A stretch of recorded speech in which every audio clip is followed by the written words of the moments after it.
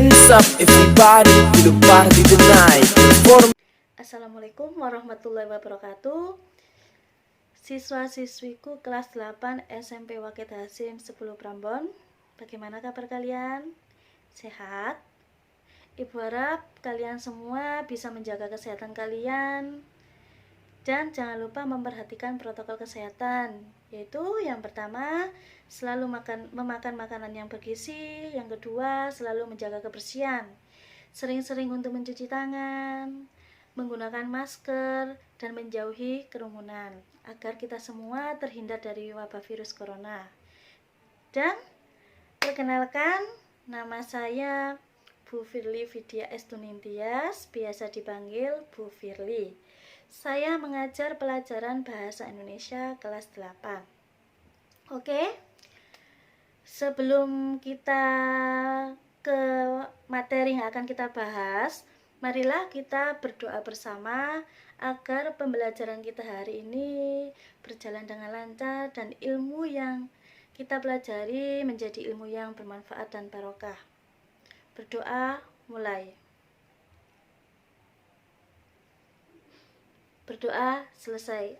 Oke anak-anak, di sini Ibu akan menjelaskan tentang kompetensi dasar yang akan kita pelajari beserta tujuan pembelajaran kita hari ini untuk materi bab pertama. Berikut mohon untuk menyimak dan memperhatikan penjelasan dari Ibu Guru. Silakan disimak anak-anak. DJ Haruna Remix.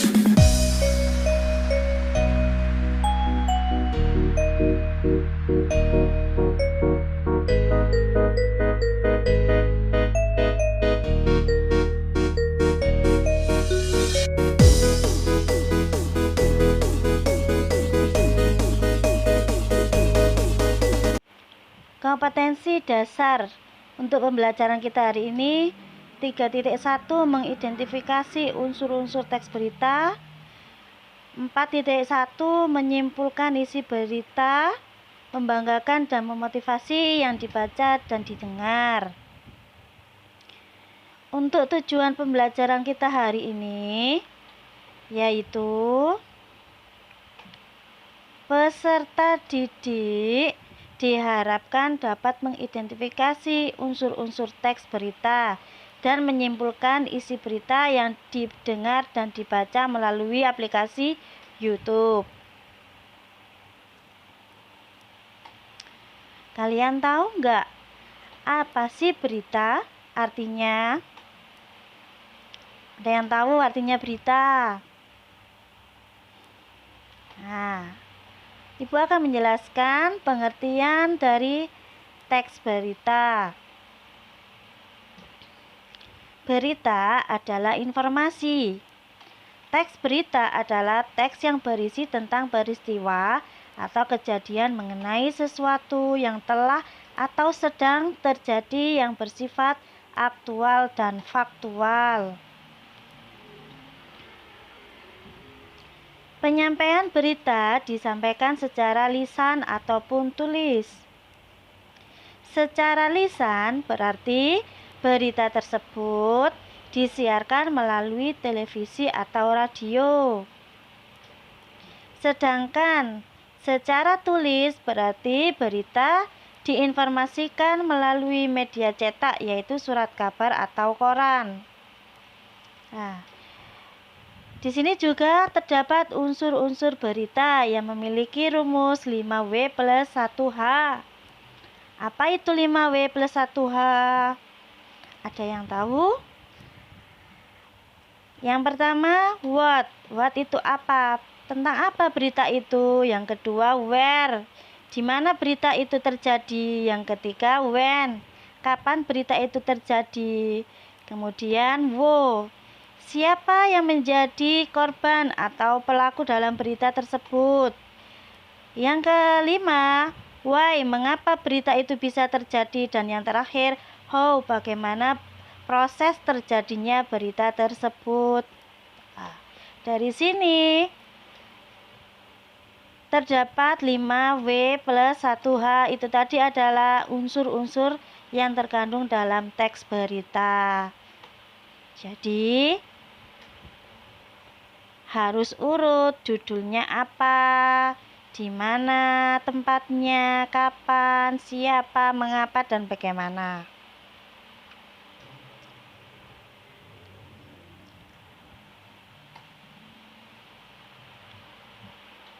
Oke, adapun struktur dari berita. Nah, struktur berita yang pertama adalah judul berita. Jadi berita itu judulnya tentang apa? Setelah judul, teras berita. Lah, bagian teras berita ini berisi biasanya dijelaskan tentang tempatnya, kapan berita itu terjadi, di mana berita itu terjadi. Nah, ini adalah yang paling penting. Kemudian ada tubuh berita. Tubuh berita itu juga penting. Tubuh berita berisi sebab apa berita itu terjadi. Kemudian yang terakhir kaki berita. Nah, kaki berita ini kurang penting atau cuma pelengkap. Bisa ada penjelasannya seperti bagaimana prosesnya. Nah, terus adapun kalimat-kalimat yang menjadi kalimat tambahan dalam berita tersebut. Nah, dari sini kalian bisa mempelajarinya struktur dari berita. Kemudian ciri-ciri teks berita. Perhatikan yang pertama, berita dapat dipercaya atau faktual. Oh, jadi namanya faktual itu fakta, nyata. Kemudian yang kedua, diterima di masyarakat. Berita itu biasanya beredar di dalam kalangan masyarakat. Kemudian yang ketiga, jelas. Berita itu harus jelas. Jelas dari mana sumbernya. Tuh, yang keempat, menarik. Berita harus menarik. Ya, beritanya kalau tidak menarik, pasti orang-orang juga tidak akan mau untuk membaca berita. Yang kelima, menggunakan kalimat sederhana. Jadi yang digunakan kalimatnya kalimat sederhana biar semua orang tahu dan paham tentang apa berita tersebut. Yang keempat, 6, segera disampaikan. Jadi berita itu harus segera disampaikan. Yang ketujuh, bersifat aktual. Berita itu sifatnya aktual. Aktual itu terkini atau sedang. Jadi berita itu disampaikan saat kejadian itu sudah terjadi atau sedang terjadi. Berikut contoh berita yang disampaikan secara tertulis. Tolong dicermati ya. Nah, judulnya akibat lilin, sebuah rumah hangus terbakar dilalap si jago merah. Nah, si jago merah judul yang sangat menarik ya. Apa sih si jago merah itu? Nah, berikut teksnya. Sebuah kejadian tak terduga terjadi kompleks perumahan Gria Jaya di Bekasi kemarin malam jam 22:14 waktu Indonesia Barat. Rumah milik keluarga Pak Andi itu terbakar dan hangus tak tersisa. Peristiwa itu terjadi karena sang pemilik rumah yang menaruh lilin di atas lemari kayu miliknya. Untungnya saat kejadian sang pemilik rumah, Pak Andi sedang pergi tahlilan di rumah tetangganya, sedangkan istrinya sedang pulang kampung. Dalam musibah itu, Pak Andi mengalami kerugian kurang lebih sekitar 800 juta, termasuk beberapa dokumen penting seperti akta kelahiran, ijazah, dan surat-surat tanah miliknya. Berita diambil dari sumber http www.pintarnesia.com garing contoh teks berita. Jadi judulnya tentang akibat lilin sebuah rumah hangus terbakar dilalap si jago merah. Lah, kata-kata si jago merah ini membuat pembaca lebih tertarik. Apa sih si jago merah itu? Nah, seperti itu. Kemudian di mana berita itu terjadi? Di Bekasi, di Griap Jaya di Bekasi. Kapan? Pada malam jam 22:14 waktu Indonesia Barat. Siapa yang menjadi korban? Pak Andi. Bagaimana kok bisa terjadi? Nah, prosesnya dijelaskan pada paragraf kedua. Mengapa bisa terjadi? Itu terletak pada paragraf kedua. Nah, itu tadi contoh berita secara tertulis. Nah, Ibu juga mempunyai contoh berita yang disampaikan secara lisan. Nah, pernah melihat siaran berita di televisi? Pernah? Nah, oke, silakan.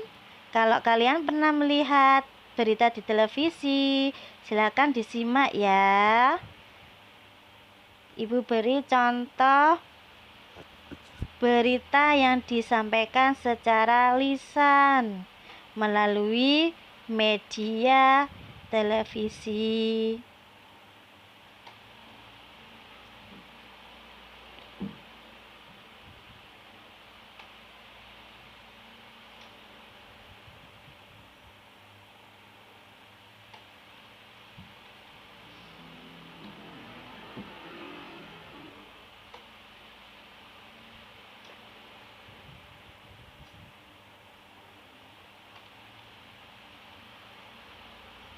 Momentum bulan Maulid Nabi Muhammad SAW juga diperingati ribuan siswa SMP maupun SMK Wahid Hashim Prambon di bawah naungan Lembaga Pendidikan Ma'arif Sidoarjo dengan menggelar sholawat Al-Banjari dan sholawat Iba.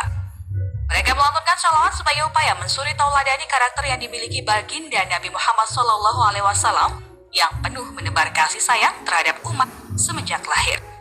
Kepala SMP Wahid Hashim 10 mengatakan bahwa sifat dan sikap Nabi Muhammad perlu dijadikan contoh bagi para siswa.